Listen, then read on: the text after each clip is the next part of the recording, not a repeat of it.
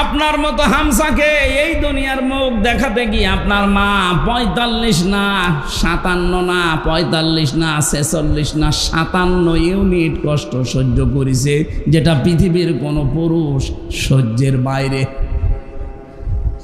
নবীজি বলেন, যেজন খেদমত যদি করতে চাও মায়ের করবা, এরপরে মায়ের, এরপরে মায়ের, এরপরে ৪ নাম্বারে নবীজি বলেছেন বাবার।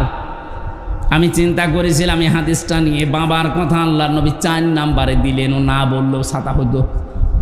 প্রথমে ১, ২, ৩ দিয়ে দিলেন মাকে। কেন? সূরা আহকাফের ১৫ নম্বর আয়াতে আল্লাহ এই ব্যাখ্যাটা নিজে দিয়েছেন। হামালাতুহুম করহা ওয়া ওয়াদাআতুহু করহা ওয়া হামলুহু ওয়া ফিসালুহু ৩০ শাহরা। আল্লাহ পাক বলেন, তোকে পেটে বহন করাম ১০ মাস ১০ দিন পর্যন্ত বস্তার মতো পেটে বহন করা। এটা দুনিয়ার কোনো বাবা এ কষ্ট টের পায়নি, টের পেয়েছি শুধু তোর মা। এই জন্য প্রথম খেদমত করতে হলেই মাকে দিয়ে শুরু করবি। এমনকি দুনিয়ায় কেউ যদি টাকা পয়সা খরচ করতে চান, আজ আমরা ইসলাম না জানার কারণে চলে যাচ্ছি সেই বরিশালে, সেই চট্টগ্রামে, সেই সিলেটে।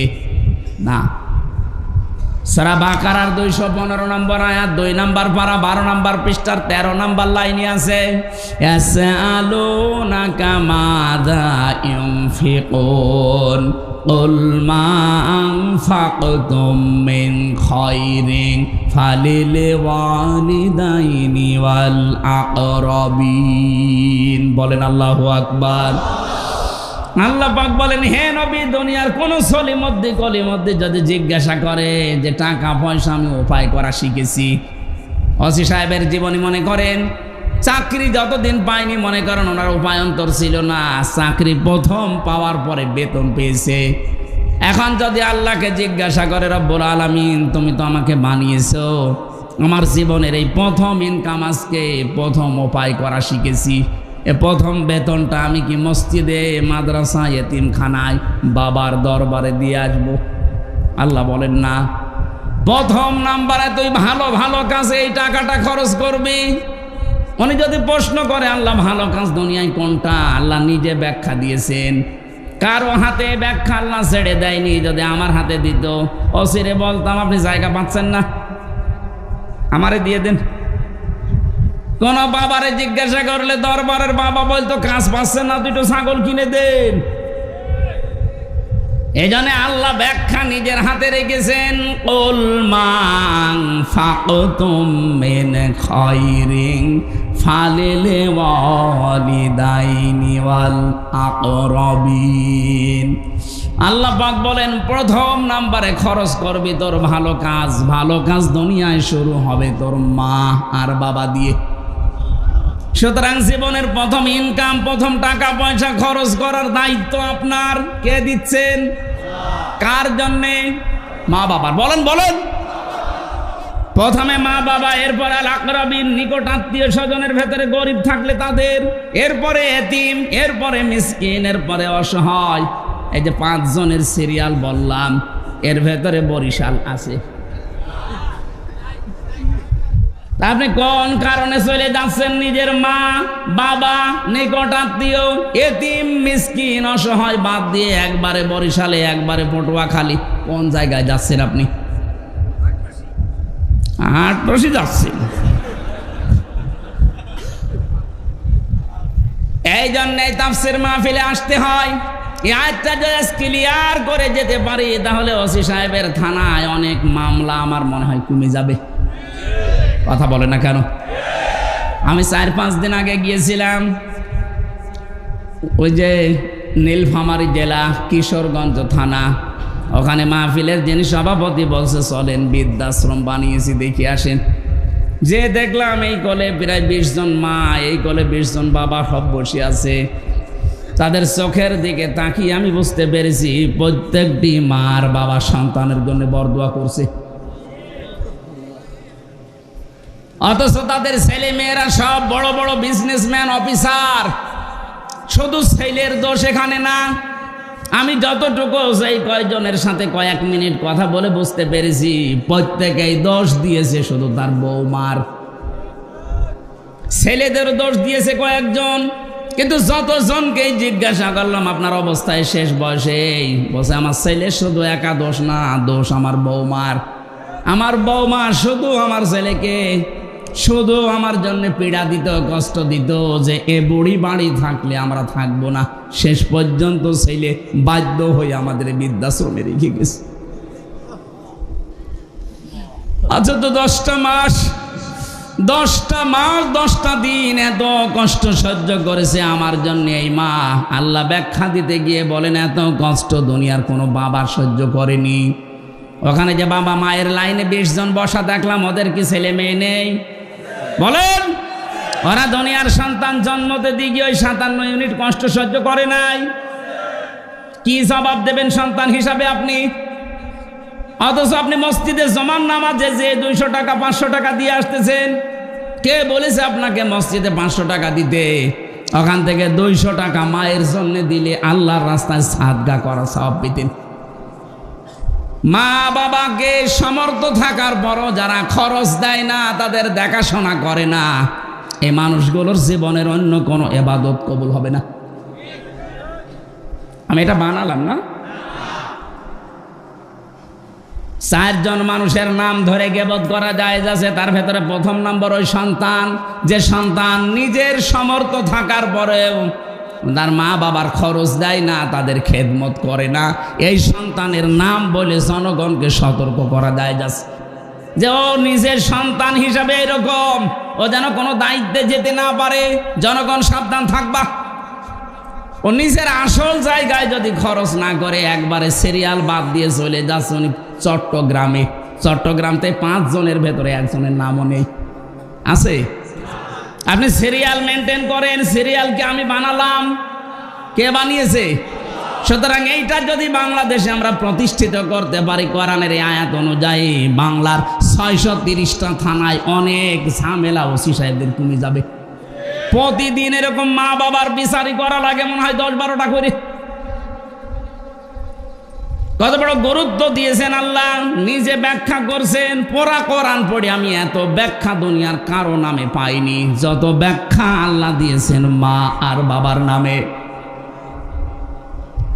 আল্লাহ রাব্বুল আলামিন 2 নম্বরে জানিয়েছেন তোর মা, তোর এই দুনিয়াতে ডেলিভারি কষ্টময় যে কষ্টটা পেয়েছে এটা তোর বাবা পায়নি। 3 নম্বরে কমপক্ষে 2 বছর পর্যন্ত দুধ খাওয়ানো লাগে সন্তানকে, এটা পৃথিবীর কোনো বাবা টের পায় না, যত কষ্ট সব মায়ের। আমার এই 63 দিন আগে একটা মেয়ে হয়েছে, রাতে আমার মনে হয় 24 ঘন্টার এই 12 ঘন্টা রাতে 8-9 বার তার জন্য খালি দুধ খাওয়াতে ওঠানো লাগে। অথচ এই দুধ খাওয়ানোর দায়িত্ব কিন্তু আমার বউর না, ও দায়িত্ব আমার। এটা আমি বানালাম না।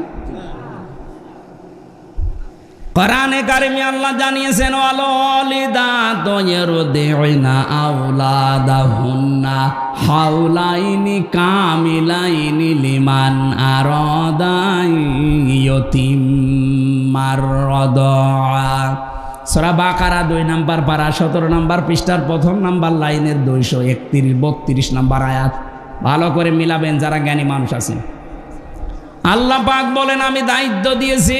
এখানে কিন্তু লিমান আরাদা ইয়াতিম্মার রাদা শব্দটা মুযাক্কার, মুয়ান্নাস না। মেয়েদের নাম আল্লাহ দেয়নি, পুরুষের নাম দিয়েছেন। যে সন্তানকে 2 বছর দুধ খাওয়ানোর দায়িত্ব বাবার না মায়ের? কোথায় পেয়েছেন মায়ের আন্দাজে? এখানে হুজুর বসে নেই। শব্দটা বললাম মুযাক্কার, পুরুষ। মায়ের নাম আল্লাহ দেয়নি। লিমান আরাদা, লিমান আরাদা ইয়াতিম্মার রাদা। এর যত কষ্ট স্বীকার করা লাগবে, যত অর্থনৈতিক সাপোর্ট দেওয়া লাগবে, সব বাবার। মায়ের কোনো দায়িত্ব নেই। মা যদি সন্তানকে দুধ পান নাও করায় গুনাহ হবে না, কিন্তু বাবা যদি দায়িত্ব পালন না করে তার গুনাহ হবে। এখন মায়েদের যেহেতু আল্লাহ মেশিনপত্র দিয়েছে, আমাদের দেয়নি। আমাদের আছে? আপনি কিয়ামত পর্যন্ত চেষ্টা করবেন, এখানে ধরে রাখবেন বাচ্চা 1 ফোঁটা দুধও পাবে না, কিন্তু দায়িত্ব তো আমার। এখন স্ত্রী দয়া করে দায়িত্বটা পালন করে দিচ্ছে। ও যদি বলে তোমার এক একটা ছেলে মেয়েকে 2 বছর খাওয়াতে পারি, 5 লাখ করে টাকা দেওয়া লাগবে, আপনার তাই দেওয়া লাগবে। আমার মনে হয় মাইকে বলা এটা ঠিক হইল না, কারণ আমার ম্যাডাম এখন লাইভ দেখছে। ও ছাতা বাড়ি গেলেই বলবে টাকা দাও, নাই তো তোমার মেয়ে নাও। আমি তো একটা বিপদে পড়ে যাব না, এটা বলে ফেললাম না, আমি আর ভাইকে বলবো না। দায়িত্ব কিন্তু আমাদের, যারা বাবা আছি তাদের। মা যদি দয়া করে পালন করিয়ে দিচ্ছে স্বামীর ওপর একটা অনুগ্রহ করে দয়া দেখিয়ে, তারপরও মা কিছু নেয় না, কথা বলে না কেন? একটা ছোট্ট ছেলে মাত্র 6-7 বছর বয়স, মায়ের কাছে 3টা চিরকুট নিয়ে এসেছে, ডাক দিয়ে বলছে, মা এই যে আমার ভাউচারগুলো নেন, আমার টাকা দিন। কিসের ভাউচার? তুমি যে প্রতিদিন আমাকে ওই যে মশারি টাঙাতে বলো, তোমার কথা মতো আমি মশারি টাঙিয়ে দেই। এই জন্য আমি হিসাব করে করে লিখেছি মাসে 30 দিন 30 টাকা। ঠিক আছে, তোর ভাউচার দে। দ্বিতীয় নম্বর, তোমার ওই ছোট মেয়েটাকে আমি কোলে করে ঘুরি, বিকাল আমি খেলা বাদ দিয়ে তোমার মেয়েকে নিয়ে ঘুরে বেড়াই, এই জন্য প্রতিদিন 1 টাকা করে হলেও 30 দিনে 30 টাকা। তুমি যে রান্না করার সময় আমাকে দোকানে পাঠাও বিভিন্ন জিনিস আনতে, প্রতিদিন তোমার কথা মতো বিভিন্ন জিনিস তোমারে আমি এনে দেই, এই জন্য আমার আরও 30 টাকা। আমার এই 90টা টাকা দাও, আর ভাউচারগুলো নাও। মা বলে, সন্তান তোমার কাছে আমারও ভাউচার আছে 3টা। কিসের ভাউচার তোমার? তোমাকে আমি 10 মাস 10 দিন এই পেটে রেখেছিলাম, এত কষ্ট পেয়েছি, জীবনে ভালোভাবে খেতেও পারিনি। ওই সময়টা কোনো দিন আমি কারো কাছে কষ্টের কথা বলতেও পারিনি। হে আমার সন্তান, আমি তো কোনো দিন এ ভাউচার তোমাকে ধরিয়ে দেইনি, আজকে আমি তোমার হাতে ভাউচারটা দিলাম। তুমি তো 1 মাসের হিসাব দিলি, আমি 10 মাস 10 দিনের হিসাব দিলাম, দাও। দ্বিতীয় নম্বর, তোমাকে আমি ডেলিভারির যে কষ্টটা সহ্য করেছি, 1 বালতি রক্ত আমার শরীর থেকে ঝরে গেছে। 1 ফোঁটা রক্ত তৈরি হতে কতগুলো খাবারের প্রয়োজন হয় শরীরের ভেতরে যেতে, 1 বালতি দিয়ে দেখার জন্য আমি শরীর থেকে ঝরালাম। এই জন্য দুনিয়ার কেউ আমাকে আজ পর্যন্ত 1টা টাকাও দেয়নি। এই ভাউচারটা নিয়ে কিছু টাকা দাও। 3 নাম্বার, তোকে আমি 2 বছর পর্যন্ত দুধ খাওয়ালাম। বিজ্ঞান এখন প্রমাণ করছে একটা সন্তান কমপক্ষে দিন রাত মিলে 8 বার 9 বার দুধ খায়। প্রতিবার যদি 1 পোয়া করেও হয়, 2 বছরে হয় 36 মণ। কত বলেন? যেই সময় ধরে আমি 2 বছর 36 মণ দুধ খাওয়ালাম, 1টা টাকা উপায় করার মতো ক্ষমতা তোর ছিল না। তোর নড়াচড়া করা, শুধু হা হো করা, কান্না ছাড়া কোনো ভাষাও ছিল না। এমন সময় তোকে 2 বছর একাধারে দুধ খাওয়িয়েছি। আমারে ভাউচারটা নে, টাকাগুলো আমারে দে। পৃথিবীতে সবচাইতে বেশি অধিকার আল্লাহ পাক এই জন্য মায়েদের দিয়েছেন। আমি কিন্তু ওই যে আখরুজু মিন বাইনি সলবি ওয়াত তারাইব এই শব্দে ছিলাম। বাবাকে আল্লাহ লজ্জাস্থানের ব্যাপারে 1 বচন দিলেন, আর মেয়েদের দিয়েছেন বহু বচন। কারণ পৃথিবীতে বাবার ছাড়া মায়ের কষ্ট সন্তানের পেছনে 3 গুণ বেশি হয়। বাবার শুধু বিছানায় থাকা দায়িত্ব, বাকি যা করার আপনার মাই করেছে। আর এগুলো করিয়েছেন কে? আরো জোরে বলেন। আল্লাহ রাব্বুল আলামিন দলিল দিচ্ছেন সূরা মুমিনুনে, ওয়ালাকাদ খালাকনাল ইনসানা মিন সুলালাতিন মিন তিন সুম্মা জাআলনাহু নুতফাতান ফি করারিম মাকিন। অবশ্যই আমি মানুষকে বানিয়েছি ঠনঠনে মাটি দিয়ে, মাটির নির্যাস থেকে বানিয়েছি। এরপর একটা সুরক্ষিত জায়গায় আমি আল্লাহ তাকে একটা সুরক্ষিত প্যাকেটের ভেতরে রেখে দিয়েছি। এই যে কারারিম মাকিন বলা হয় এমন জায়গাকে যেখানে হাতের স্পর্শ লাগে না। 2টা জায়গা আছে শুধু হাতের স্পর্শ লাগে না। একটা মায়ের যেখানে সন্তান থাকে জরায়ু, 2 নম্বরে লাউহে মাহফুজ যেখানে কোরআন আছে। কথা বুঝতেছেন? এখান থেকে একটা মাসলা আছে, আপনি বুঝতেছেন? না না, আপনার আওয়াজ শুনি তো মনে হচ্ছে না আমার কথা বোঝা যায়। এই কারার ইম্মাকিন যেটা, এই জায়গাটা বললাম কয়টা? একটা মায়ের রেহেম যেখানে সন্তান থাকে, এখানে হাতের স্পর্শ লাগে না। আর একটা জায়গা আছে লাউহে মাহফুজ। কেন এটা বললাম? এখানে শিক্ষিত অশিক্ষিত, বাংলা শিক্ষিত অনেক মানুষ আছে, তাদের উদ্দেশ্যে এবার বলছি। বিশেষ করে এটা আমি বাংলাদেশ, ভারত আর পাকিস্তান এই তিনটা দেশে যেয়ে দেখেছি। পৃথিবীর বহু দেশে আল্লাহ আমাকে ঘুরিয়েছে, ওই সব দেশে এই ভেজালটা নেই। মাসলাটা বলার পর আমি নিরসন করতে চাই, একটু মিলাবেন। আজ যারা বাংলাদেশে বলে যে অজু ছাড়া কোরআন শরীফ ধরা যাবে না, এই মাসলাটা দেওয়া হয় কি? কথা বলেন না কেন? এইটার জন্য তারা দলিল হিসাবে বেছে নিয়েছে সূরা ওয়াকিয়ার ৭৭, ৭৮, ৫৯ নম্বর, ৬৯ নম্বর আয়াতটা।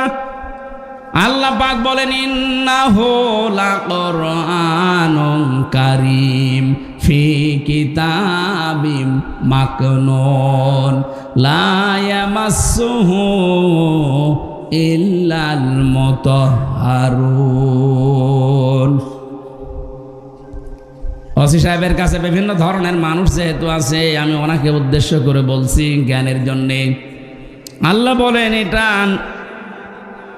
সম্মানিত কোরআন, এটা সুরক্ষিত করা আছে সংরক্ষিত জায়গায়। আমি করার মাকিনের অর্থ বললাম কয়টা? বলা লাগবে। এক নম্বরে হাতের স্পর্শ ছাড়া, হাতের স্পর্শ ছাড়া যে জায়গাটার নাম আল্লাহ বলতে চান, ওইটা হয় এক নম্বরে মায়ের জরায়ু যেখানে সন্তান থাকে, ২ নম্বরে লাউহে মাহফুজ। এ জায়গা ছাড়া আর হাতের স্পর্শ লাগে না এমন কোনো জায়গার নাম বলেন আপনি, পারবেন না। মায়ের রেহেমের ভেতরে যেহেতু সন্তান, এমন জায়গা আল্লাহ প্যাকেট করে রেখেছেন, কোনো হাতের স্পর্শ ওখানে লাগতে পারে না। এখানে যেহেতু কোরআনের বিষয় আল্লাহ কথা বলতে চান, তাহলে মায়ের রেহেম এটা হবে না, কারণ এখানে কোরআন, এখানে কোরআন থাকে। আমি মনে হয় কথা বোঝাতে পারিনি। মায়ের রেহেম যেখানে সন্তান আমরা ছিলাম, ওখানে কি কোরআন থাকে না? তাহলে দ্বিতীয় অর্থ হবে সেই লাহে মাহফুজ, এখানে যেহেতু কোরআন আছে, তাহলে এই জায়গাটাও হাতের স্পর্শ আমাদের লাগে নাই। আল্লাহ বলেন লা ইয়ামাসসুহু, টান আছে, লা ইয়ামাসসুহু। যারা আরবি গ্রামার বোঝে, হুর ইঙ্গিত মারজা, এ দুনিয়ার কোরআনের দিকে না, মায়ের ওই জরায়ুর দিকে না, রেহেমের দিকে না, এটা হচ্ছে লাউহে মাহফুজের দিকে। আল্লাহ বলেন লা ইয়ামাসসুহু, ওই কোরআন স্পর্শ করে না, ইল্লাল মুতাহহারুন, মুতাহহারুন ছাড়া। এখন মুতাহহারুন কি? মুতাহহারুন শব্দের অর্থ দুইটা, একটা হচ্ছে পবিত্রতা, ২ নম্বরে নিষ্পাপ। ও বাংলার মুসলমানেরা বলেন তো, এই পৃথিবীতে ১০০ ভাগ পবিত্র ১০০ ভাগ নিষ্পাপ কোনো মানুষ হতে পারে? যে কোনো সময় আপনি নাপাক হবেনি, কথা বলেন না কেন? তো স্বপ্ন দোষ আপনার বলি কই আসবে? যদি হয়ে যায় আপনি নাপাক হয়ে গেলেন। হ্যাঁ, ফেরেশতারা একদিকে নিষ্পাপ আর একদিকে পবিত্র, এটা মানতে অসুবিধা আছে? বলেন বলেন। তাহলে আল্লাহ এই আয়াতগুলো দিয়ে ইঙ্গিত দিয়ে যেটা বোঝাতে চাই, এই কোরআন শরীফ না, ওটা লাউহে মাহফুজের কোরআন। যে ওখানে যারা ধরে ওরা একদিকে পবিত্র আর একদিকে নিষ্পাপ, অথচ এটা আমরা চাইনি। দুনিয়ার দিকে মিলিয়ে কোরআন থেকে জাতিকে দূরে সরিয়ে রাখার একটা সূক্ষ্ম ষড়যন্ত্র। হ্যাঁ, আমি আপনাকে বলছি আরবি টু আরবি যেটা কোরআনের আকর্ষণের জন্য, সম্মানের জন্য আপনি ধরবেন না। যদি গোসল ফরজ হয়ে যায়, স্বামী স্ত্রীর ব্যবহার, স্বপ্ন দোষ, এরকম কোনো গোসল ফরজের কাজ হয়ে গেলে আরবি কোরআন ধরবেন না। কিন্তু ব্যাখ্যা করা আছে ইংরেজিতে, ব্যাখ্যা করা আছে বাংলায়, ব্যাখ্যা করা আছে উর্দুতে। আপনি কোরআন শরীফের ব্যাখ্যা, বিশ্লেষণ, তাফসির আছে, ধরতে পারবেন না। কে বলেছে আপনাকে? এটা আমার মনে হয় ইহুদি আর খ্রিস্টানদের সূক্ষ্ম একটা ষড়যন্ত্র, আমরা যেন কোরআনের কাছে সবসময় আসতে না পারি। এর কাছে সবসময় আসতে না পারলে আপনি জীবনের গাইডলাইন পাবেন না। এই কথা বুঝতেছেন? দেরি হয়ে যাচ্ছে। আমি যেটা বলতে চাই, আল্লাহ রাব্বুল আলামিন এবার জানিয়েছেন সুম্মা খালাকনান নুতফাতা আলাকাতান ফাখালাকনাল আলাকাতা মুদগাতান ফাখালাকনাল মুদগাতা ইযামান ফাকাসাউনাল ইযামা লাহমা। এই যারা চলে যাচ্ছেন শুধু প্রসাব পায়খানা আর বিড়ি খাওয়া বাদ দিয়ে কেউ যাবেন না। খুব বেশি নেশা লাগলে বিড়ি খেয়ে আবার চলে আসবেন। তাছাড়া যদি ভালো লাগছে না চলে যাচ্ছে, আপনার কিন্তু গোনা হবে ভাই। যে কয়জন যাচ্ছে আমার মনে হয় এগুলোই যাচ্ছে, হয় প্রসাব পায়খানা অথবা বিড়ি খাওয়া। যান, নেশা যদি বেশি লাগে খেয়ে কিন্তু আবার চলে আসবেন বলছি। খুব জরুরি না হলে উঠেন না, আমার সামনে কিছু কথা আছে খুব দরকার। কবরে যেহেতু আজ হোক কাল হোক যাওয়াই লাগবে, যাওয়ার পরে যদি ধরা খেয়ে যায় এ পুরা জীবনটাই মাটি। এটা না কেউ যদি ধরা না খায়, সেই জন্যই তো আজকের এই আলোচনা। আল্লাহ আমাদের প্রত্যেককে অনুধাবন করার বোঝার যোগ্যতা দান করেন, বলেন আমিন। এখান থেকে একটা বেদাত আজকে বাংলাদেশ থেকে আমি তুলে দিতে চাই এই শব্দ দিয়ে। খুব খেয়াল করে শুনবেন, শিক্ষিত মানুষ যারা আছেন তারা একেবারে নাম সই করতে পারেন এমন মানুষ এখানে আছেন না? আর শিক্ষিত তো বাদই দিলাম, নাম সই করতে পারেন এরকম মানুষ হাত তোলেন তো। না ঠিক আছে, বাকিগুলো তো সব আয়ে বিয়ে পাস। আল্লাহ পাক বলেন সুম্মা খালাকনান নুতফাতা আলাকা। এই যে বাবার স্ফলিঙ্গ দিয়ে পানিটা বের হওয়ার পরে মায়ের রেহেমের ভেতরে জমা, এই নুতফাটাকে আমি আল্লাহ আলাক বানাই 40 দিনে। কয় দিনে? শুধু আলাক বানিয়ে শেষ করেনি, ফাখালাকনাল আলাকাতা মুদগা, এটা আর 41 মুদগা বানায়। এখন আলাক কাকে বলে, নুতফা কাকে বলে, মুদগা কাকে বলে? এই তিনটা শব্দের গুরুত্বপূর্ণ একটা শব্দ আমরা এখন নিরসন করব, যেটা মুদগা বলা হয়। বাংলাদেশে আজ হাজারো দরবারে এই শব্দ নিয়ে ধোঁকা দিয়ে বোকা বানিয়ে তারা ব্যবসা করে খাচ্ছে। আপনি মেলাবেন, দেখবেন আপনার জীবন পরিষ্কার হয়ে যাবে। বলবেন এ কি ধোঁকায় ছিলাম গো। আমি মুদগা সম্পর্কে একটা হাদিস বলছি, এবার তাকান। আল্লাহর নবী জানিয়েছেন আলা ইন্না ফিল জাসাদি মুদগাতুন। এদিকে তাকান, বললাম না ক্লাস চলছে। আলা সাবধান বা জেনে রাখো, ইন্না ফিল জাসাদি মুদগাতুন। ইন্না মানে অবশ্যই, ফি মানে মধ্যে, জাসাদ মানে শরীর, মুদগা মানে গোস্তের টুকরা। অবশ্যই প্রতিটি মানুষের শরীরের ভেতরে একটা গোস্তের টুকরা আছে। কোন জায়গায় আছে? না না, শরীরের ভেতর। ফিল জাসাদি, শরীরের মধ্যে। এখন কি এখানে যারা বসে আছেন কেউ বলতে পারবেন এই মাথা আমার শরীর, বুক আমার শরীর, পেট আমার শরীর, পুরাটা মিলে কি? বলেন বলেন। নবীজি কিন্তু এ কথা বলেন না যে এই পেটের ভেতরে বা মাথার ভেতরে বা বুকের ভেতরে, এটা বলেননি। কোন জায়গায় এখন আপনাকে আবিষ্কার করা লাগবে। আলা ইন্না ফিল জাসাদি মুদগাতুন, অবশ্যই মানুষের এই 3.5 হাত বডির ভেতরে এক জায়গায় এই মুদগাটা আছে। ইদা সলুহাত সলুহাল জাসাদু ওয়াইদা ফাসাদাত ফাসাদাল জাসাদু। যখন ওই গোস্তের টুকরাটা ভালো হয়ে যায় তখন পুরা শরীর ভালো হয়ে যায়। ওইটা যখন খারাপ হয়ে যায়, নষ্ট হয়ে যায়, ওই মানুষটাও নষ্ট হয়ে যায়। নবীজি শেষের ভাষায় বলেন আলা ওয়াহিয়াল কলব, ওই গোস্তের টুকরাটার নাম হচ্ছে কলব। নাম কি? বলেন বলেন। এবার আমার প্রশ্ন হচ্ছে, শব্দটা ছিল মুদগা। মুদগা শব্দ আপনি কম্পিউটারের কাছে যান, এই মুদগা শব্দ আরবিতে হোক, ইংরেজিতে হোক, বাংলায় হোক, পৃথিবীর 4,500 ভাষা আছে। যে ভাষায় লিখে ওর ভেতরে দেন, দেখেন মুদগা হওয়ার শর্ত বের করে দেবে। চিকিৎসা বিজ্ঞান জানাচ্ছে যদি মুদগা বলতে চান 3টা বিষয় লাগবে তার ভেতরে। 1 নম্বরের ভেতরে রক্ত থাকতে হবে। কি থাকবে? এই মায়ের যে রেহেমের ভেতরে বাবার যেটা জমা হয়, এটা কি রক্ত? কি? বীর্য। বলেন বলেন। এর আরবি নাম নুতফা। আরবি নাম কি? এই নুতফাটা 40 দিন পরেই কিন্তু বীর্য হয়ে যায় না। বীর্য পাল্টাতে পাল্টাতে 40 দিনই হয় আলাক। আলাক মানে না, আলাক শব্দের আবিধানিক অর্থ এখন বাস্তবে যেটা বিজ্ঞান দেখাচ্ছে, আলাক মানে ঝুলন্ত। এই যে যোগ বলে না, যোগ, যোগ এভাবে কি থাকে, ঝুলে থাকে। মায়ের জরায়ুর দেওয়ালের ভেতরে ঠিক যোগের মতো আমরা এভাবে 40 দিন ঝুলেছিলাম। তার আরবি নাম আলাক। ইকরা বিসমি রাব্বিকাল্লাযী খলাক, খলাকাল ইনসানা মিন আলাক। আলাক তার ব্যাখ্যা বিজ্ঞান এখন কম্পিউটারের কাছে। এখানে থাকলে আমি স্ক্রিনে আপনাকে দেখাতে পারতাম কি করে ঝুলি আছে। আমার মনে হয় এভাবে তথ্যগুলো আবিষ্কার করার মাধ্যমে মেডিকেলে যারা ছেলেমেয়েরা ডাক্তারি পড়ছে এদেরকে যদি এইভাবে আমরা দেখিয়ে বোঝাতে পারতাম, মুসলমান ছাত্র ছাত্রীদের ঈমান আরো বেড়ে যেত। আলাক মানে ঝুলন্ত। 2 নম্বরে আলাক মানে জমাট বাঁধা রক্ত। আলাক মানে 3 নম্বরে যোগ। 99টা অর্থ আছে এই শব্দটার।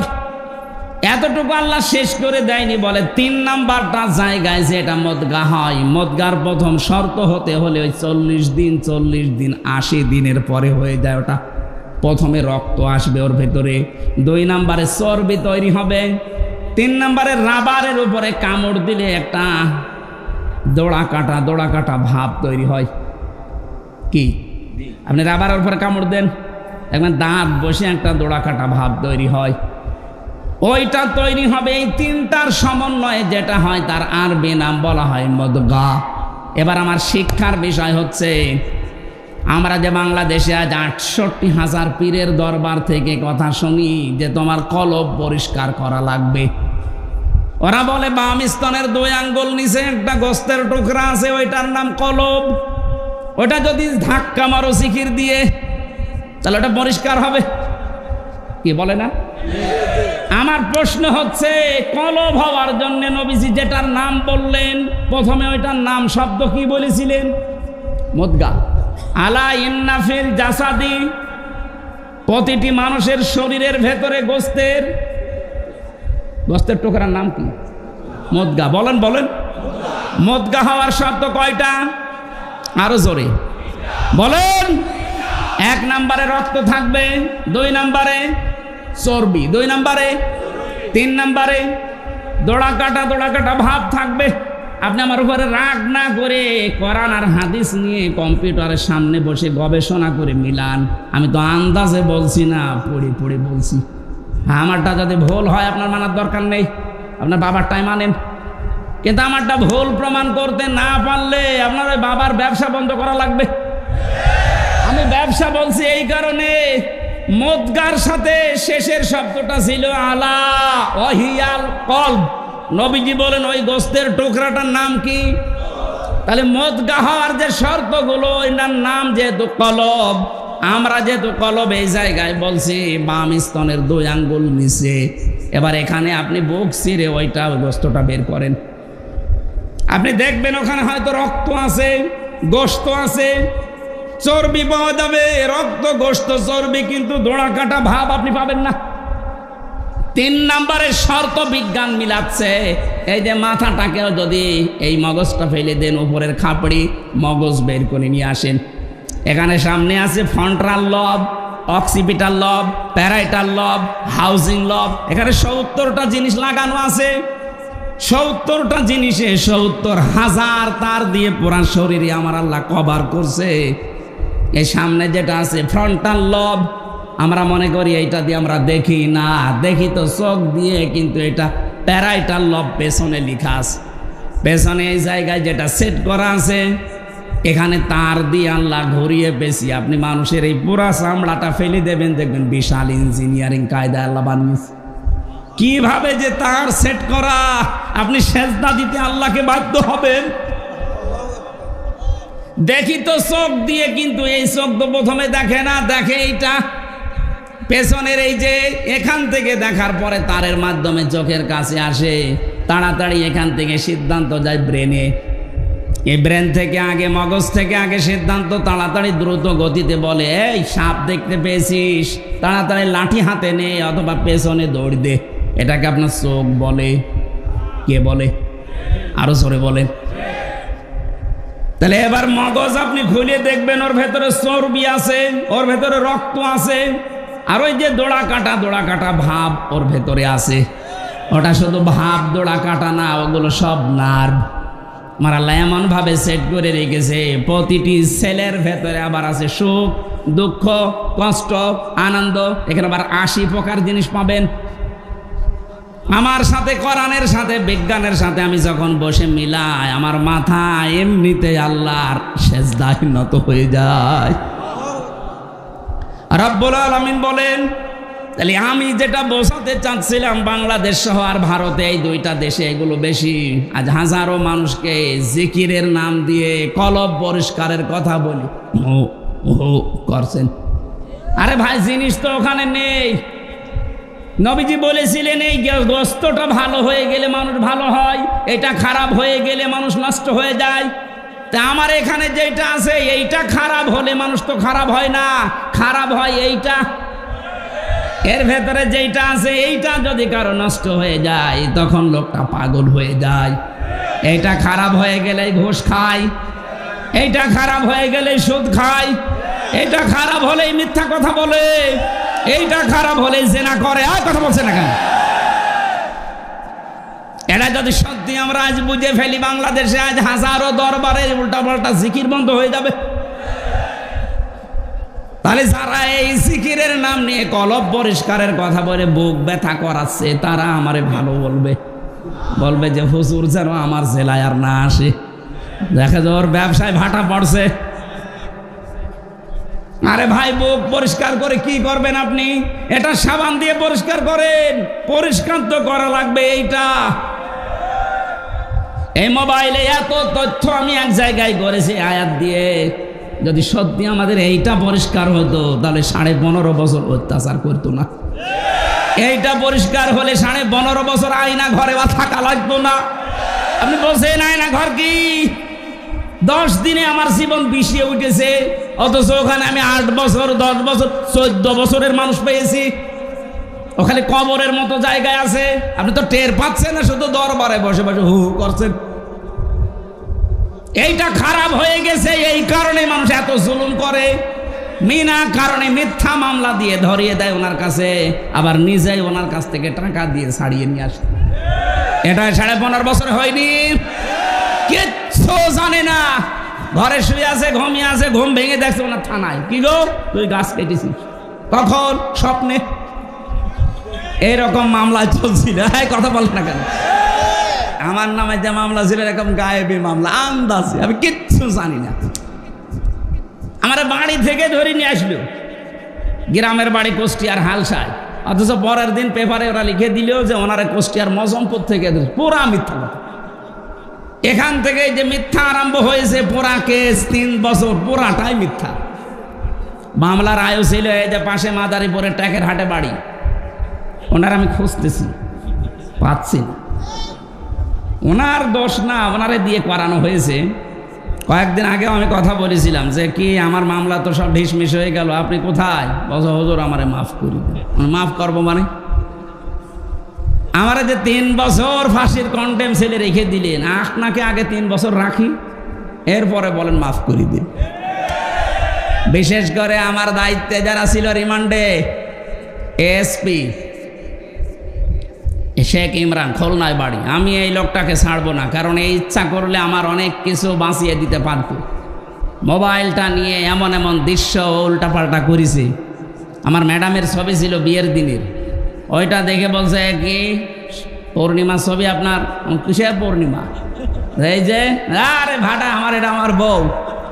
হুজুর এত সুন্দর বউ পেয়েছে কি করে? দাঁড়ান, বউ তুলে নিয়ে আসবে। বলেন কত চরিত্র, কত নিচে নামলে এ কথা বলতে পারে একটা আলেমের সাথে।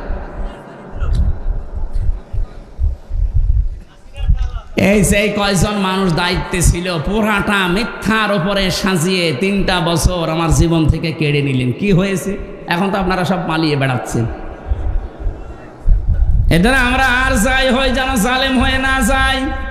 মাজলুমের যে কত দুঃখ, কত বেদনা, আল্লাহকে বলা ছাড়া কেউ থাকে না মাজলুমের, এটা আমরা তো প্রমাণিত। কি অবস্থায় রেখেছিল আমারে। আমি নিজে কতগুলো মানুষের কান্নার আওয়াজ শুনেছিলাম ওই মাটির নিচে। কিছু কিছু মানুষের এই যে এত বড় বড় নখ হয়ে গেছে, চুল দাড়ি গপ, মনে হচ্ছে যে জঙ্গল থেকে বেরিয়ে আসতেছে।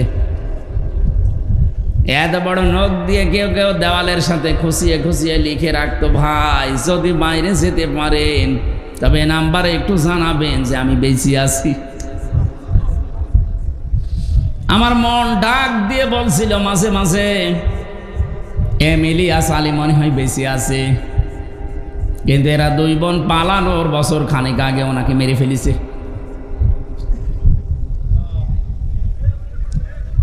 আপনি চিন্তা করতে পারেন, মুফতি ফখরুল ভাই আমার সাথে ছিল, উনি আমারে বলছে, হামজা ভাই আপনার সাথে কি করে আমি জানি না, তবে আমার এই পায়ের ভেতর দিয়ে হাত দিয়েছে এইভাবে, সামনে যে লোহার ব্যারিকেড দেওয়া আছে ওর সাথে হাত দিয়ে হ্যান্ডকাপ দিয়ে আটকিয়ে দিয়েছে। আরে 5 মিনিট 10 মিনিট না, বছরের পর বছর, 1-1.5 মিনিট 2 মিনিট সময় দিত টয়লেট করার জন্যে। সকালে কয়েকটা ছোলা দিয়ে যেত, পচা, তাও হালকা খাওয়া যায় না।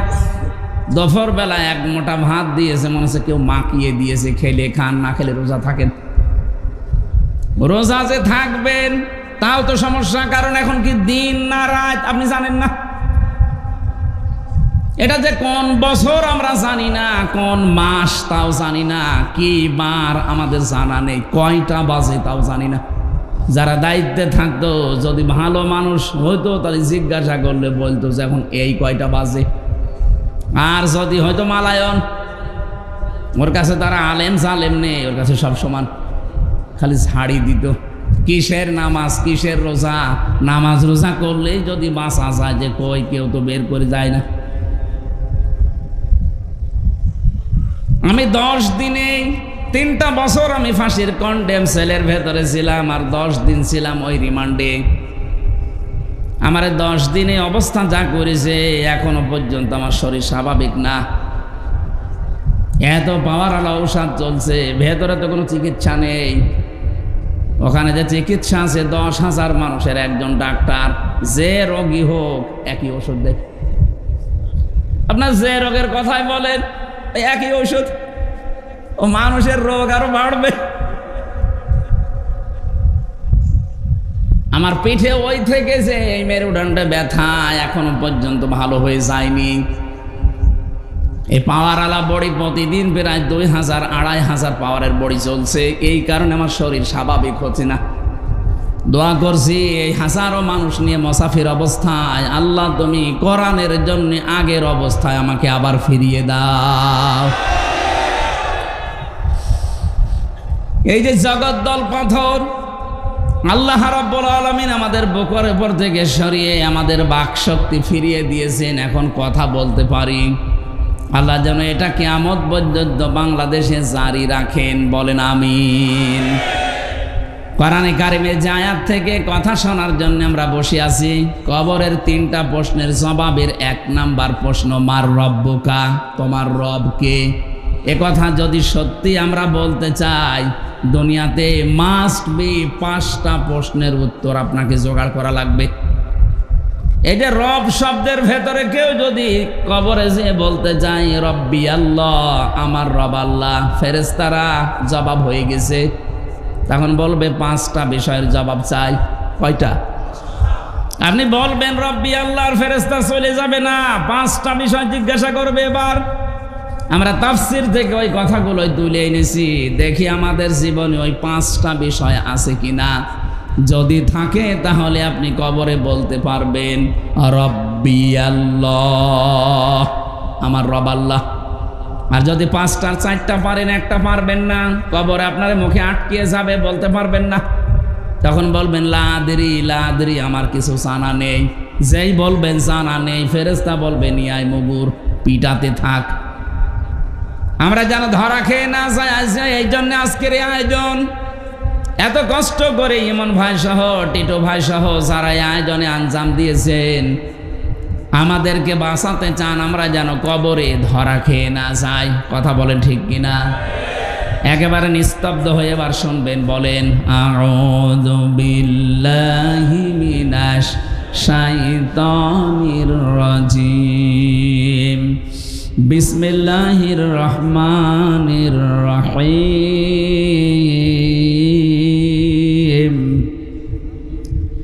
ইন্নাল্লাযীনা ক্বালু রাব্বুনাল্লাহ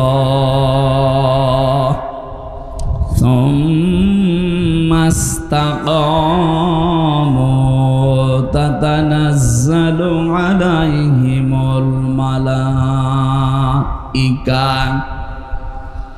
সূরা হামিম সাজদা পড়া কোরআনে কারিমের ভেতরে 6666টা আয়াত আছে।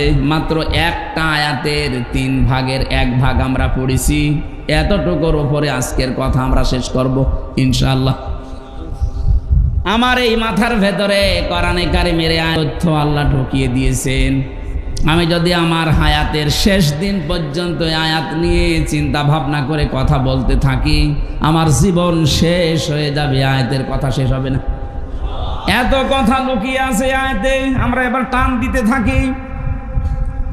এরশাদ হচ্ছে ইন্নাল্লাযীনা, নিশ্চয় যারা ক্বালু, এ কথা বলতে পারে, রব্বুনাল্লাহ, আমাদের রব আল্লাহ। আমাদের রব কে? এটা বলার পরেই শেষ না, সুম্মা ইসতাকামু, এর উপরে যারা দৃঢ় থাকে, এর উপরে যারা ইস্তিকামাত পয়দা করে, টিকে থাকে, অটল থাকে, অটুট থাকে, স্থিতিশীল জীবন তৈরি করে শব্দের উপরে। এই যে 2টা কথা বললাম, শুনতে যত সহজ মনে হচ্ছে, এ 2টা কথা মেনে জীবন চালানো অত সহজ না। কথা বলে না কেন? আয়াতে আল্লাহ আমাদের কাজ দিয়েছেন 2টা। যদি সত্যি এই 2টা কাজ আমরা দুনিয়ার এই ছোট্ট হায়াতে করতে পারি, আল্লাহর কসম, আল্লাহ পরবর্তী 3টা পুরস্কার অবশ্যই দেবেন।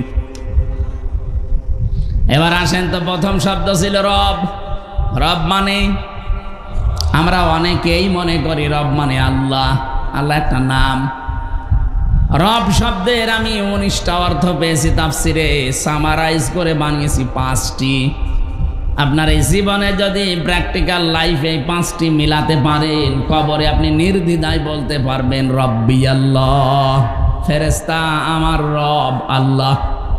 আমি তাফসির থেকে বলছি। এবার 1 নম্বরে রব শব্দের শাব্দিক অর্থ পেয়েছি, রব মানে সৃষ্টিকর্তা। রব মানে কি? 2 নম্বরে রব মানে রিজিক দাতা। 3 নম্বরে রব মানে মা'বুদ। 4 নম্বরে রব মানে আইনদাতা। 5 নম্বরে রব মানে অভিভাবক। এবার আসেন তো একটা করে আমরা কোরআনে কারিমের সাথে মিলিয়ে দেখি এই 5টা আমার জীবনে আছে কিনা। 1 নম্বরে রব মানে সৃষ্টিকর্তা, স্রষ্টা। সৃষ্টিকর্তা হিসাবে আমরা আল্লাহকে মানি। কথা বললেন না? আল্লাহ রাব্বুল আলামিন আমাদের যে প্রথম এই দুনিয়াতে আয়াত দিয়েছেন পড়ার জন্যে, তার ভেতরে এই নামটা আছে, ইকরা বিসমি রাব্বিকাল্লাযী খালাক। আল্লাহ বলেন পড়ো ওই রবের নামে যিনি তোমাকে বানিয়েছেন, সৃষ্টি করেছেন। এখান থেকে কয়েকটা মাসলা বের হয়, আলেম যারা আছেন তাদেরকে বলছি। 1 নাম্বার, বিশ্ব নবী যেদিন নবুয়ত পান, তিনি 40 বছর বয়সে হেরা গুহায় ধ্যান করেছিলেন একাধারে 3 মাস। 3টা মাস ধ্যান করার পরে তাকে প্রথম আল্লাহ এই শব্দটা দিয়েছেন জিবরাইলকে দিয়ে। ফেরেশতা এসে বলে, ইকরা ইয়া মুহাম্মদ, এ মুহাম্মদ সাল্লাল্লাহু আলাইহি সাল্লাম পড়েন। বলেন, মা আনা বিকারি, আমি পড়তে পারি না। 3 বার বলার পরেও তিনি বলেন, না আমি পড়তে পারি না। ফেরেশতা জিবরাইল যখন বুকের সাথে চাপ দিয়ে বলেন ইকরা বিসমি রাব্বিকাল্লাযী খালাক। হে মুহাম্মদ পড়েন আপনার রবের নামে যিনি আপনাকে বানিয়েছেন। তাফসিরের কিতাবে আছে ফি জিলালিল কোরআনে, মুহাম্মদ রাসূলুল্লাহ 1 সেকেন্ড আর দেরি করেন না, এবার 5টা আয়াত জিবরাইলের সাথে সঙ্গে সঙ্গে পড়েছিলেন।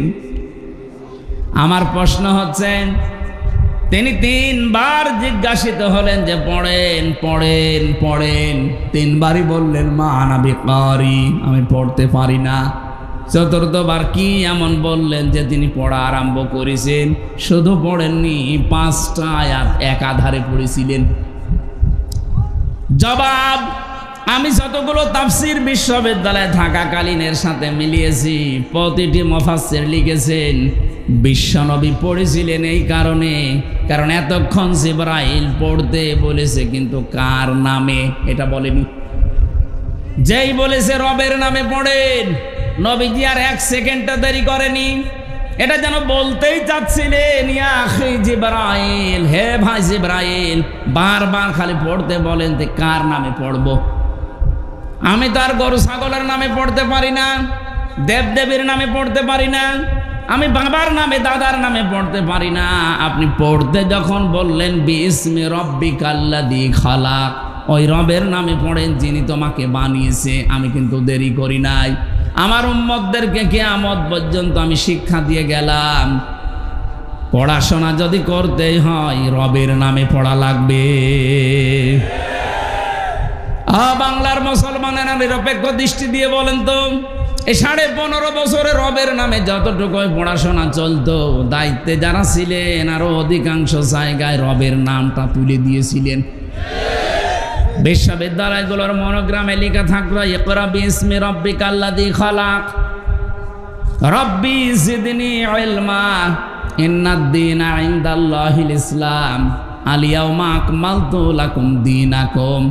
এই শব্দগুলো সবই এই 15.5 বছর আপনারা পাল্টিয়ে ফেলার পায়তারা করেছিলেন। অনেকগুলো জায়গা থেকে পাল্টিয়েও দিয়েছিলেন। পড়া যদি রবের নামে মুসলমান না পড়ে, কে হরের নামে পড়বে বলেন? যতগুলো সূক্ষ্ম ষড়যন্ত্র ছিল এই 15.5 বছরে,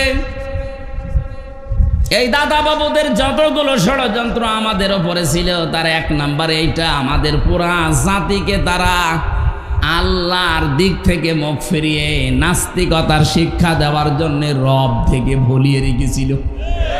আপনি পড়েন কিন্তু রবের নামে না, আগডম বাগডম ঘোড়াডম সাজে। কি পড়বো আমি? হাট্টি মাটিম টিম, তারা মাঠে পাড়ে ডিম, কি পড়বো আমি? আপনি তো পড়তে বললে এমন লোকের নামে, এমন সত্তার নামে পড়তে বলবেন যিনি আমাকে বানিয়েছেন। এবার আসেন তো, এই যে খালাক শব্দ, এটা রবের প্রথম অর্থ। রব্বিকাল্লাযী খালাক, রবকে যিনি বানিয়েছেন। যিনি কি করেছেন? বানিয়েছেন আমাদেরকে। কে? রব। বলেন বলেন। আমাদের আদি পিতা যিনি হযরত আদম আলাইহিস সালাম, তাকে শুধু আল্লাহ বানিয়েছেন মাটি দিয়ে। আমাদের কাউকে আল্লাহ সরাসরি মাটি দিয়ে বানাননি, বানিয়েছেন মাটির নির্যাস দিয়ে। হযরত আদম আলাইহিস সালামকে আল্লাহ বানাতে জিবরাইল, মিকাইল, ইসরাফিল 3 ফেরেশতা পাঠিয়েছিলেন জমিনে। একজনও মাটির কান্না দেখে মাটি নিয়ে যেতে পারে নাই। এটা তাফসিরে হাক্কানির ভেতরে আছে। শেষ পর্যন্ত আজরাইল এসে 1 খাবা মাটি নিয়েছিলেন, 1 খামসা। মুফাসসির বলেন 1 খামসার ভেতরে আজরাইলের মাটি ছিল 40 মণ। ফেরেশতাকে বললেন নিয়ে যখন এসেছো বানাও। তার সাথে 70,000 ফেরেশতাকে আল্লাহ সহযোগী বানিয়ে হযরতে আদমের এই দেহটা বানিয়েছিলেন শুধু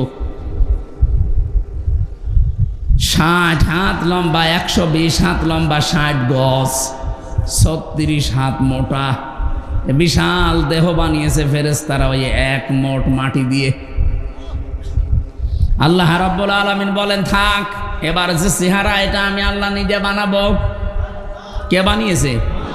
ওয়ালাকাদ খালাকনাকুম সুম্মা সাওয়ারনাকুম।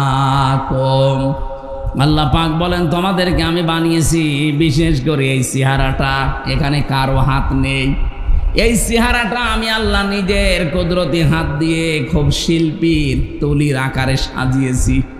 মানুষের চেহারা এই জন্য এত সুন্দর, তামাম দুনিয়ার যত সৌন্দর্য আছে সব চাইতে বেশি সুন্দর মানুষের এই চেহারা। মেয়েরা যারা এসেছেন, মেয়েরা এসেছে, সম্মানিত মা বোনদেরকে এখানে একটা মাসলা বলি। অনেকে রাগ হয়ে গেলে ছেলে মেয়েদেরকে বলে ফেলে তোর মুখে লাথি দেব। না, এটা কবিরা গুনাহ হবে। এ মুখটা আল্লাহ নিজে বানিয়েছেন, এই জন্য মুখের অনেক দাম। আপনি এ কথা বলতে পারেন না।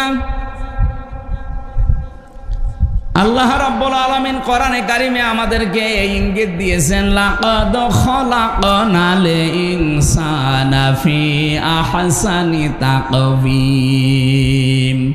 এই পৃথিবীর যত সৃষ্টি আছে সব চাইতে সুন্দর, আহসান ইসমে তাফজিল, এটা সুপারলেটিভ ডিগ্রি বলা হয়।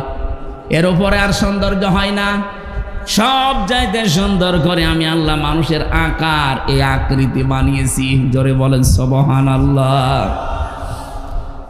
শুধুমাত্র আদম আলাইহিস সালামকে আল্লাহ মাটি দিয়ে বানিয়েছিলেন। এখন আমার প্রশ্ন, মাটি বানিয়েছেন আল্লাহ কি দিয়ে? আপনি গাজীপুরের মৃত্তিকা গবেষণাগার আছে, মাটি গবেষণা করা হয়, ওখানে মাটি নিয়ে যান, দেখবেন 10টা জিনিস বের করে দেবে এর ভেতর থেকে। মাটির ভেতরে আছে iron, silicon, magnesium, potassium, aluminium, এরকম 10টা জিনিস আল্লাহ মাটির ভেতর থেকে আপনাকে বের করে দিবে। মাটি দিয়ে আল্লাহ শুধু আদমকে,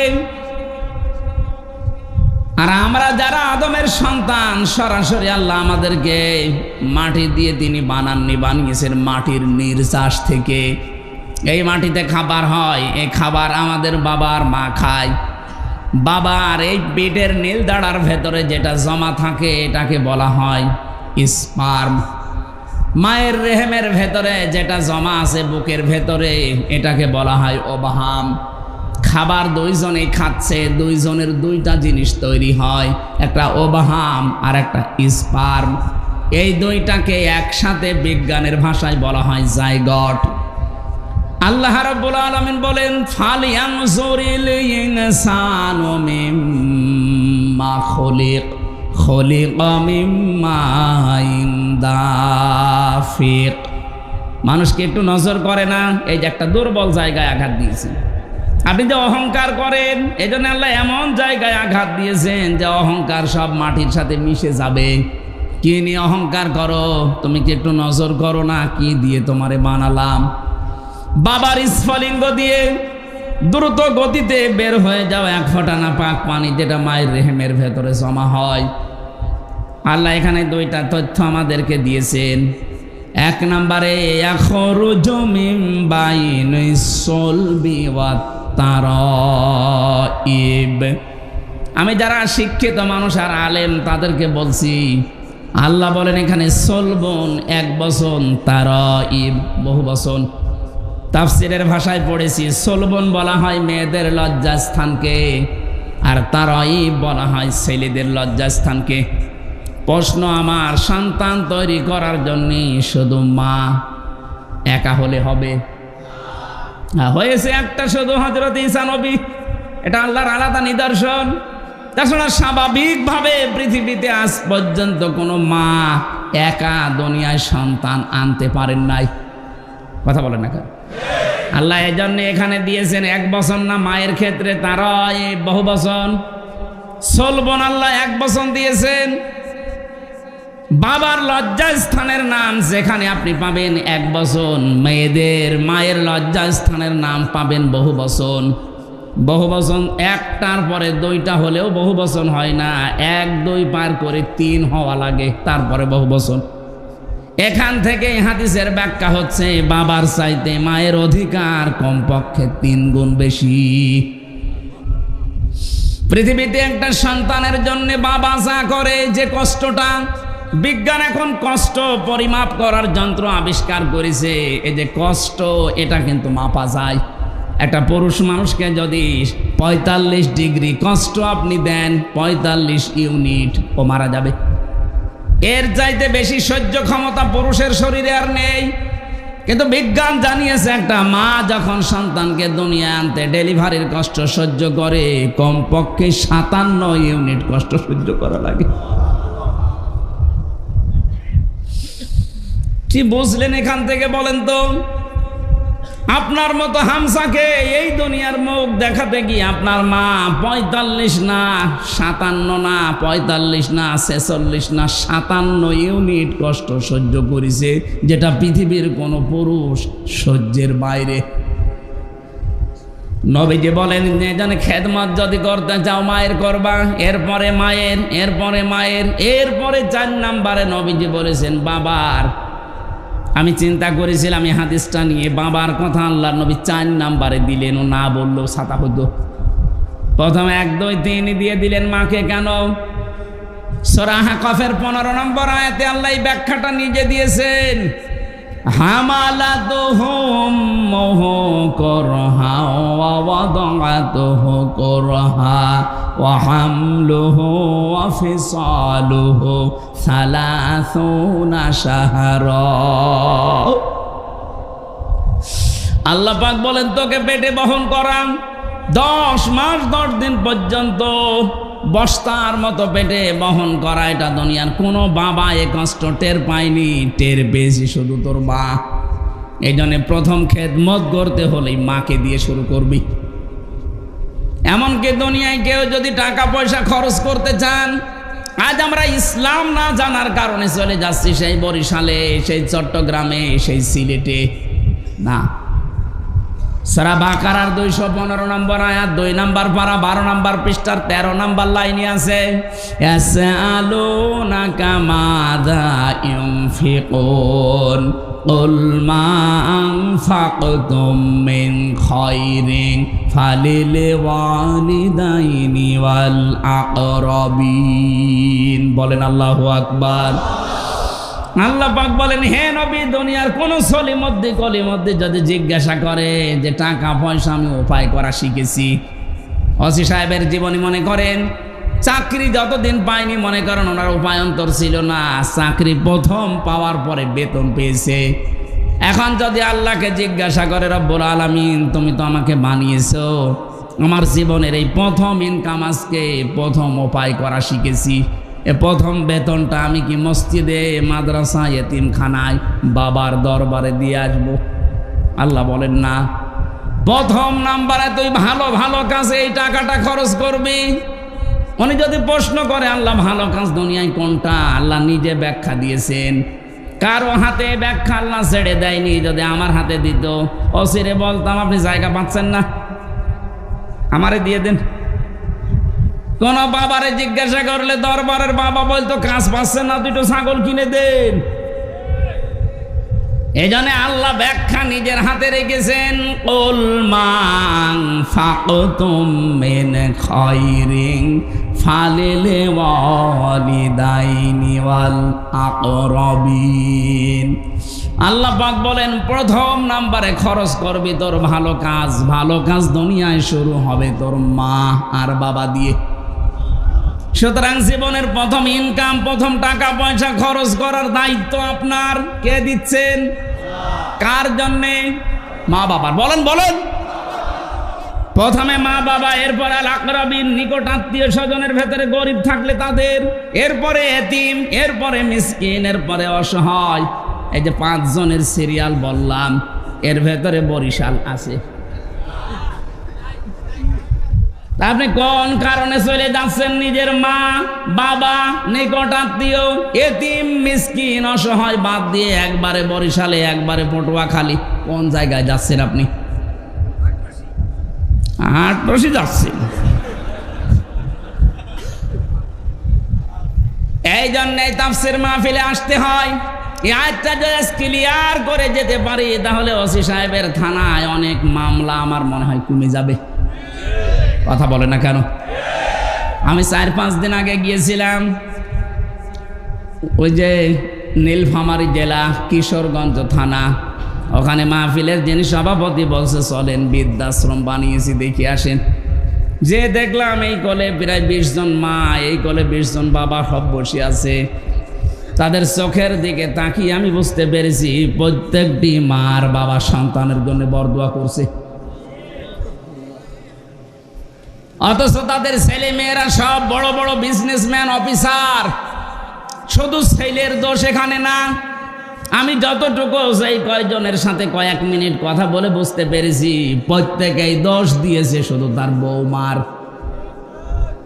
ছেলেদের দোষ দিয়েছে কয়েকজন, কিন্তু যতজনকেই জিজ্ঞাসা করলাম আপনার অবস্থায় শেষ বয়সে, বলছে আমার ছেলের শুধু একা দোষ না, দোষ আমার বৌমার। আমার বৌমা শুধু আমার ছেলেকে শুধু আমার জন্য পীড়া দিত, কষ্ট দিত যে এ বুড়ি বাড়ি থাকলে আমরা থাকবো না। শেষ পর্যন্ত ছেলে বাধ্য হয়ে আমাদের বৃদ্ধাশ্রমে রেখে গেছে। আচ্ছা, তো 10টা মাস 10টা দিন এত কষ্ট সহ্য করেছে আমার জন্য এই মা। আল্লাহ ব্যাখ্যা দিতে গিয়ে বলেন এত কষ্ট দুনিয়ার কোনো বাবা সহ্য করেনি। ওখানে যে বাবা মায়ের লাইনে 20 জন বসা দেখলাম, ওদের কি ছেলে মেয়ে নেই? বলেন, ওরা দুনিয়ার সন্তান জন্মতে দিকে ওই 57 ইউনিট কষ্ট সহ্য করে নাই?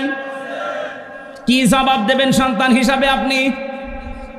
অথচ আপনি মসজিদে জমান নামাজে যে 200 টাকা 500 টাকা দিয়ে আসতেছেন, কে বলেছে আপনাকে মসজিদে 500 টাকা দিতে?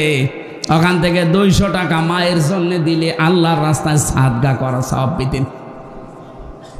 মা বাবাকে সমর্থ থাকার পরও যারা খরচ দেয় না, তাদের দেখাশোনা করে না, এই মানুষগুলোর জীবনের অন্য কোনো ইবাদত কবুল হবে না। আমি এটা বানালাম না। 4 জন মানুষের নাম ধরে গীবত করা যায় যাচ্ছে, তার ভেতরে প্রথম নম্বর ওই সন্তান, যে সন্তান নিজের সমর্থ থাকার পরেও তার মা বাবার খরচ দেয় না, তাদের খেদমত করে না। এই সন্তানের নাম বলে জনগণকে সতর্ক করা যায় যাচ্ছে যে ও নিজের সন্তান হিসাবে এরকম, ও যেন কোনো দায়িত্বে যেতে না পারে। জনগণ সাবধান থাকবা। ও নিজের আসল জায়গায় যদি খরচ না করে, একবারে সিরিয়াল বাদ দিয়ে চলে যাচ্ছে উনি চট্টগ্রামে। চট্টগ্রামতে 5 জনের ভেতরে 1 জনের নামও নেই। আছে? আপনি সিরিয়াল মেনটেন করেন, সিরিয়ালকে আমি বানালাম, কে বানিয়েছে? সুতরাং এইটা যদি বাংলাদেশে আমরা প্রতিষ্ঠিত করতে পারি কোরআনের এই আয়াত অনুযায়ী, বাংলার 630টা থানায় অনেক ঝামেলা ওসি সাহেবদের কমে যাবে। প্রতিদিন এরকম মা বাবার বিচারি করা লাগে মনে হয় 10-12টা করে।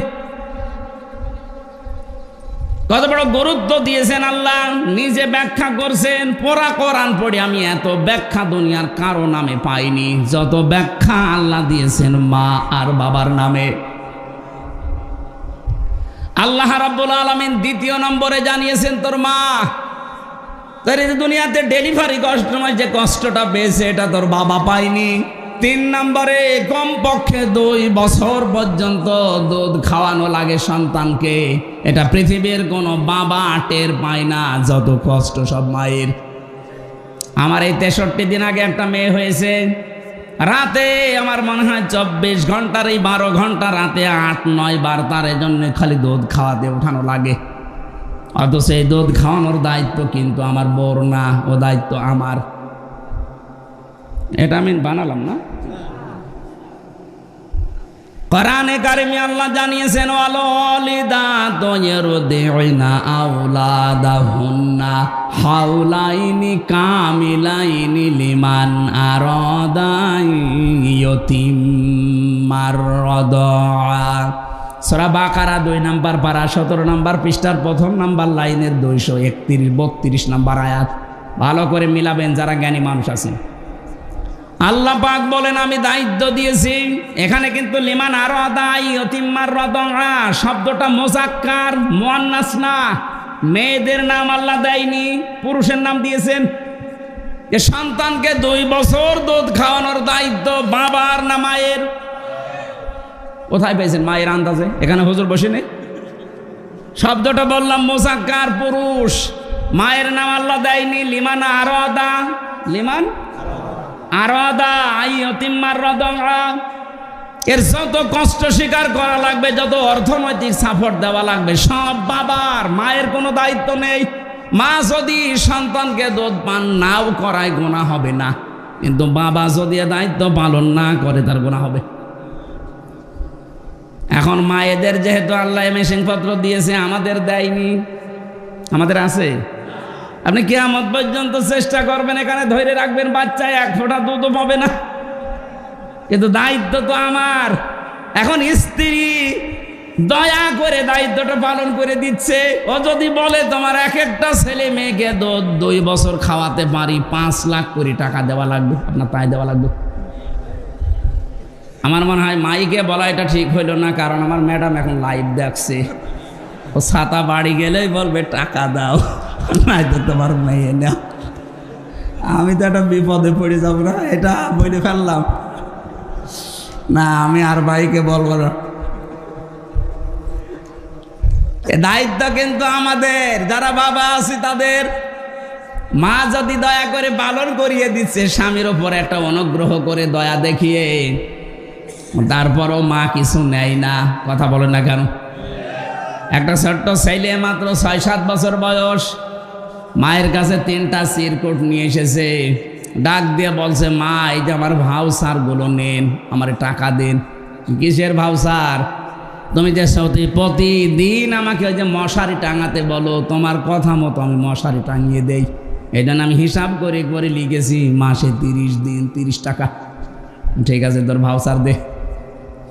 দ্বিতীয় নম্বর, তোমার ওই ছোট মেয়েটাকে আমি কোলে করে ঘুরি, বিকালে আমি খেলা বাদ দিয়ে তোমার মেয়েকে নিয়ে ঘুরে বেড়াই, এই জন্য প্রতিদিন 1 টাকা করে হলো 30 দিনে 30 টাকা। তুমি যে রান্না করার সময় আমাকে দোকানে পাঠাও বিভিন্ন জিনিস আনতে, প্রতিদিন তোমার কথা মতো বিভিন্ন জিনিস তোমারে আমি এনে দেই, এই জন্য আমার আরও 30 টাকা। আমার এই 90টা টাকা দাও আর ভাউচারগুলো নাও। মা বলে, সন্তান তোমার কাছে আমারও ভাউচার আছে 3টা। কিসের ভাউচার তোমার? তোমাকে আমি 10 মাস 10 দিন এই পেটে রেখেছিলাম, এত কষ্ট পেয়েছি, জীবনে ভালোভাবে খেতেও পারিনি ওই সময়টা, কোনো দিন আমি কারো কাছে কষ্টের কথা বলতেও পারিনি। হে আমার সন্তান, আমি তো কোনো দিন এ ভাউচার তোমাকে ধরিয়ে দেইনি, আজকে আমি তোমার হাতে ভাউচারটা দিলাম। তুমি তো 1 মাসের হিসাব দিলি, আমি 10 মাস 10 দিনের হিসাব দিলাম, দাও। দ্বিতীয় নম্বর, তোমাকে আমি ডেলিভারির যে কষ্টটা সহ্য করেছি, 1 বালতি রক্ত আমার শরীর থেকে ঝরে গেছে। 1 ফোঁটা রক্ত তৈরি হতে কতগুলো খাবারের প্রয়োজন হয় শরীরের ভেতরে যেতে, 1 বালতি দিয়ে দেখার জন্য আমি শরীর থেকে ঝরালাম। এই জন্যে দুনিয়ার কেউ আমাকে আজ পর্যন্ত 1টা টাকাও দেয়নি। এই ভাউচারটা নিয়ে কিছু টাকা দাও। 3 নাম্বার, তোকে আমি 2 বছর পর্যন্ত দুধ খাওয়ালাম। বিজ্ঞান এখন প্রমাণ করছে একটা সন্তান কমপক্ষে দিন রাত মিলে 8 বার 9 বার দুধ খায়। প্রতিবার যদি 1 পোয়া করেও হয়, 2 বছরে হয় 36 মণ। কত বলেন? যেই সময় ধরে আমি 2 বছর 36 মণ দুধ খাওয়ালাম, 1টা টাকা উপায় করার মতো ক্ষমতা তোর ছিল না। তোর নড়াচড়া করা, শুধু হা হো করা, কান্না ছাড়া কোনো ভাষাও ছিল না। এমন সময় তোকে 2 বছর একাধারে দুধ খাওয়িয়েছি। আমারে ভাউচারটা নে, টাকাগুলো আমারে দে। পৃথিবীতে সবচাইতে বেশি অধিকার আল্লাহ পাক এই জন্য মায়েদের দিয়েছেন। আমি কিন্তু ওই যে আখরুজু মিন বাইনি সলবি ওয়া তারাইব এই শব্দে ছিলাম। বাবাকে আল্লাহ লজ্জাস্থানের ব্যাপারে 1 বচন দিলেন, আর মেয়েদের দিয়েছেন বহু বচন। কারণ পৃথিবীতে বাবার ছাড়া মায়ের কষ্ট সন্তানের পেছনে 3 গুণ বেশি হয়। বাবার শুধু বিছানায় থাকা দায়িত্ব, বাকি যা করার আপনার মাই করেছে, আর এগুলো করিয়েছেন কে? আরো জোরে বলেন। আল্লাহ রাব্বুল আলামিন দলিল দিচ্ছেন সূরা মুমিনুনে, ওয়ালাকাদ খালাকনাল ইনসানা মিন সুলালাতিন মিন তিন সুম্মা জাআলনাহু নুতফাতান ফি করারিম মাকিন। অবশ্যই আমি মানুষকে বানিয়েছি ঠনঠনে মাটি দিয়ে, মাটির নির্যাস থেকে বানিয়েছি। এরপর একটা সুরক্ষিত জায়গায় আমি আল্লাহ তাকে একটা সুরক্ষিত প্যাকেটের ভেতরে রেখে দিয়েছি। এই যে কারারিম মাকিন বলা হয় এমন জায়গাকে যেখানে হাতের স্পর্শ লাগে না। 2টা জায়গা আছে শুধু হাতের স্পর্শ লাগে না। একটা মায়ের যেখানে সন্তান থাকে জরায়ু, 2 নম্বরে লাউহে মাহফুজ যেখানে কোরআন আছে। কথা বুঝতেছেন? এখান থেকে একটা মাসলা আছে, আপনি বুঝতেছেন? না না, আপনার আওয়াজ শুনে তো মনে হচ্ছে না। আমার কথা বোঝা যায়? এই কারারিম মাকিন যেটা, এই জায়গাটা বললাম কয়টা? একটা মায়ের রেহেম যেখানে সন্তান থাকে, এখানে হাতের স্পর্শ লাগে না। আর একটা জায়গা আছে লাউহে মাহফুজ। কেন এটা বললাম? এখানে শিক্ষিত অশিক্ষিত বাংলা শিক্ষিত অনেক মানুষ আছে, তাদের উদ্দেশ্যে এবার বলছি। বিশেষ করে এটা আমি বাংলাদেশ, ভারত আর পাকিস্তান এই তিনটা দেশে যেয়ে দেখেছি। পৃথিবীর বহু দেশে আল্লাহ আমাকে ঘুরিয়েছে, ওই সব দেশে এই ভেজালটা নেই। মাসলাটা বলার পর আমি নিরসন করতে চাই, একটু মিলাবেন। আজ যারা বাংলাদেশে বলে যে অজু ছাড়া কোরআন শরীফ ধরা যাবে না, এই মাসলাটা দেওয়া হয় কি কথা বলেন না কেন? এইটার জন্য তারা দলিল হিসাবে বেছে নিয়েছে সূরা ওয়াকিয়ার ৭৭, ৭৮, ৬৯ নম্বর আয়াতটা। আল্লাহ পাক বলেন, ইন্নাহু লাকুরআনুন কারীম ফি কিতাবিম মাকনুন লা ইয়ামাসসুহু ইল্লাল মুতাহহারুন। ওসি সাহেবের কাছে বিভিন্ন ধরনের মানুষ যেহেতু আছে, আমি ওনাকে উদ্দেশ্য করে বলছি জ্ঞানের জন্যে। আল্লাহ বলেন এটা সম্মানিত কোরআন, এটা সুরক্ষিত করা আছে সংরক্ষিত জায়গায়। আমি করারি মাকিনের অর্থ বললাম কয়টা বলা লাগবে? এক নম্বরে হাতের স্পর্শ ছাড়া, হাতের স্পর্শ ছাড়া যে জায়গাটার নাম আল্লাহ বলতে চান, ওইটা হয় এক নম্বরে মায়ের জরায়ু যেখানে সন্তান থাকে, ২ নম্বরে লাউহে মাহফুজ। এ জায়গা ছাড়া আর হাতের স্পর্শ লাগে না এমন কোন জায়গার নাম বলেন আপনি, পারবেন না। মায়ের রেহেমের ভেতরে যেহেতু সন্তান, এমন জায়গা আল্লাহ প্যাকেট করে রেখেছেন, কোনো হাতের স্পর্শ ওখানে লাগতে পারে না। এখানে যেহেতু কোরআনের বিষয় আল্লাহ কথা বলতে চান, তাহলে মায়ের রেহেম এটা হবে না, কারণ এখানে কোরআন থাকে। আমি মনে হয় কথা বোঝাতে পারিনি। মায়ের রেহেম যেখানে সন্তান আমরা ছিলাম, ওখানে কি কোরআন থাকে না? তাহলে দ্বিতীয় অর্থ হবে সেই লাহে মাহফুজ, এখানে যেহেতু কোরআন আছে, তাহলে এই জায়গাটাও হাতের স্পর্শ আমাদের লাগে নাই। আল্লাহ বলেন লা ইয়ামাসসুহু, টান আছে, লা ইয়ামাসসুহু। যারা আরবি গ্রামার বোঝে, হুর ইঙ্গিত মারজা এ দুনিয়ার কোরআনের দিকে না, মায়ের ওই জরায়ুর দিকে না, রেহেমের দিকে না, এটা হচ্ছে লাউহে মাহফুজের দিকে। আল্লাহ বলেন লা ইয়ামাসসুহু, ওই কোরআন স্পর্শ করে না, ইল্লাল মুতাহহারুন, মুতাহহারুন ছাড়া। এখন মুতাহহারুন কি? মুতাহহারুন শব্দের অর্থ দুইটা, একটা হচ্ছে পবিত্রতা, ২ নম্বরে নিষ্পাপ। ও বাংলার মুসলমানেরা বলেন তো, এই পৃথিবীতে ১০০ ভাগ পবিত্র ১০০ ভাগ নিষ্পাপ কোনো মানুষ হতে পারে? যে কোনো সময় আপনি নাপাক হবেনি, কথা বলেন না কেন? তো স্বপ্ন দোষ আপনার বলি কই আসবে? যদি হয়ে যায় আপনি নাপাক হয়ে গেলেন। হ্যাঁ, ফেরেশতারা একদিকে নিষ্পাপ আর একদিকে পবিত্র, এটা মানতে অসুবিধা আছে? বলেন। তাহলে আল্লাহ এই আয়াতগুলো দিয়ে ইঙ্গিত দিয়ে যেটা বোঝাতে চাই, এই কোরআন শরীফ না, ওটা লাউহে মাহফুজের কোরআন।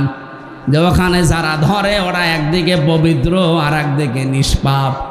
অথচ এটা আমরা চাইনি, দুনিয়ার দিকে মিলিয়ে কোরআন থেকে জাতিকে দূরে সরিয়ে রাখার একটা সূক্ষ্ম ষড়যন্ত্র।